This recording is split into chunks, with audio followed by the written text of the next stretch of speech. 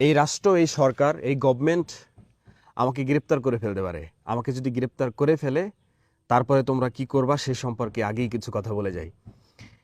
আমি কোনো দল করি না। আমি আমি আমি আমার জায়গাটা ক্লিয়ার করি। আমি কোনোই দল করি না। কোনো ফুটেজ, ভিডিও, সিসি ফুটেজ, ছবি, খাতাপত্রের স্বাক্ষর, কোনো পৃথিবীর যদি কোনো কিছু দেখানো যায়, যা ইচ্ছা তাই হবে। আমি কোনো দল করি না। সাধারণ মানুষ করি। আমি একটা দল করি, ওইটার নাম বাঙালি। বাঙালি দল করি আমি। আমাকে যদি গ্রেপ্তার করে ফেলে, আমাকে গ্রেপ্তার করে ফেলতে পারে সত্য কথা বলার জন্য।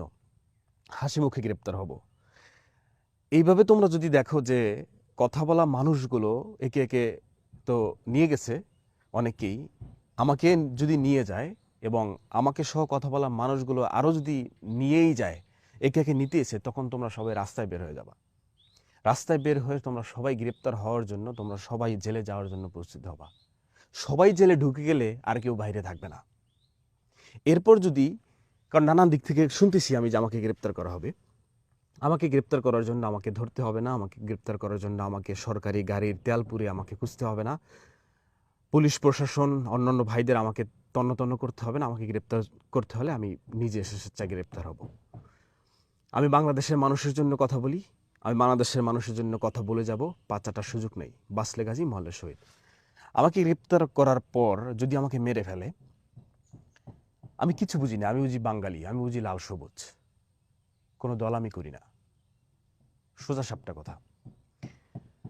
আমাকে যদি মেরে ফেলে, বাংলাদেশের সাধারণ মানুষ, বাংলাদেশের সাধারণ শিক্ষার্থী, বাঙালি, বাংলাদেশের দেশপ্রেমিক, আমার লাশ দাফন দেওয়ার কোনো দরকার নেই। আমার লাশ রাস্তার মোড়ে কোথাও তোমরা সোজা করে রাখবা। লাশ থেকে গন্ধ আসলে বিভিন্ন মেডিসিন দিয়ে রাখবা। এই দেশকে স্বাধীন করে, এই দেশকে সংস্করণ করে তারপর তোমরা আমাকে দাফন দিবা। সোজা সাপটা, মন খোলা কথা, দিল খোলা কথা। আমাকে গ্রেপ্তার করতে পারে, কোনো প্যারা নাই, চিল। সুস্থ মস্তিষ্কে আছি। আমি বাংলাদেশের জন্য কথা বলছি, বাঙালির জন্য কথা বলছি। এটা কোনো সুস্থ দেশ এই মুহূর্তে চলমান না। বাংলাদেশের সাধারণ মানুষের গায়ে গুলি হচ্ছে, স্টুডেন্টদের গায়ে গুলি হচ্ছে। তাদের হাতে লাঠি নেই, চোটা নাই, তারা আন্দোলন করতে দেয়, সেখানে গিয়ে উপর থেকে গুলি, পাশ থেকে গুলি। এটা কোনো সুস্থ বাংলাদেশ না। সেই শিক্ষার্থীর জন্য, সেই সাধারণ মানুষের জন্য কথা বলছি। সেজন্য যদি আমাকে গ্রেপ্তার করে, সেজন্য যদি আমাকে মেরে ফেলে, তোমরা স্বেচ্ছায় কারাবরণ করবা। সবাই কারাবরণ করে ফেললে, আজকে দেখছো না, আজকে ব্যাপারটা খুব ইন্টারেস্টিং। তারা ঘোষণা দিল শোক পালন কবে, শোক পালন হবে, কালোতে ছেয়ে যাবে। বাঙালি ছাপাই দিল লালে। এটা যদি মনে করো এমন হইতো যে, মনে করো দুইটা দুইটা মানে নির্বাচন, এটা মনে ধরো একটা নির্বাচন, যে নির্বাচিত হবে, মানে দুইটা, একটা হচ্ছে কালো, একটা হচ্ছে লাল। এটি নির্বাচনের মতো হয়ে গেছে। বাঙালি এক হিসেবে জয়ী হয়ে গেছে। ওরা ঘোষণা দিয়ে রাষ্ট্রীয় শোক, সেখানে বাঙালি জয়ী করে ফেলছে। যাকে পায় তাকে গ্রেপ্তার করতেছে, যাকে পায় খুইজা গ্রেপ্তার করতেছে। বাংলাদেশের জন্য কথা বলছি, বাংলাদেশের জন্য কথা বলবো, বাংলাদেশের জন্য কথা বলে যাবো ইনশাল্লাহ। পাঁচাটা সুযোগ নাই ভাইয়া। আমরা পরিবর্তন চাই।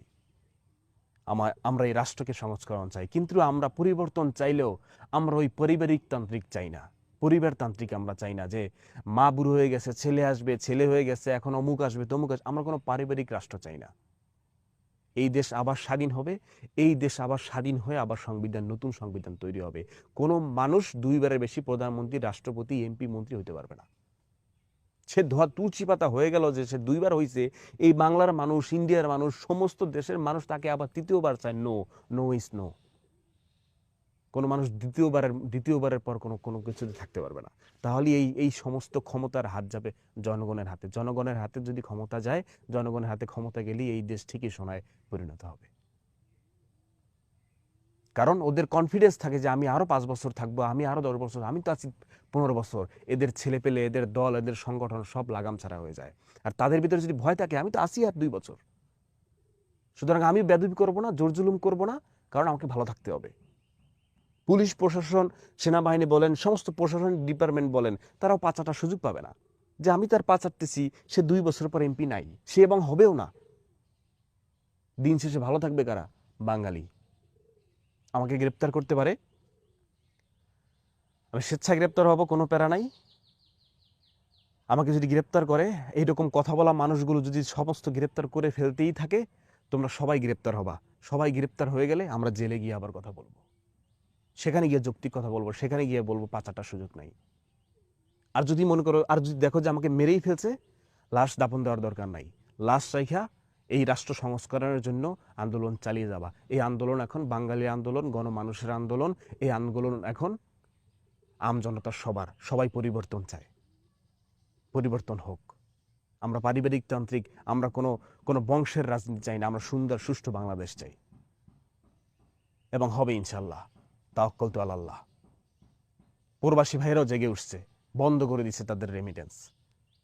এই দেশ আবার স্বাধীন হোক। অপশক্তি, কালো হাত, এটা চিরজীবন থাকে না। এটা কেমন রাষ্ট্র চলছে, যাকে পাইছে তাকে ধরে ফেলতেছে। 71 সাল থেকে যুদ্ধ চলতেছে দেশে, যে যুদ্ধ চলতেছে সেই গভর্নমেন্টকে আমি কেন চাইবো, সেই সরকারকে আমি কেন চাইবো? মানুষ, নাম না জানা মানুষ, স্টুডেন্ট, বাসায় গিয়ে খোঁজা হচ্ছে স্টুডেন্ট আছে কিনা, শেল্টার দিয়ে আসে স্টুডেন্টদের আন্দোলনে না যায়। স্টুডেন্টরা তাদের যৌক্তিক দাবি নিয়ে যাবে না তো কারা যাবে? সংস্করণ চাই,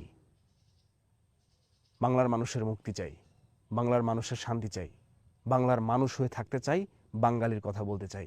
5 সুযোগ নাই। আল্লাহ হাফেজ।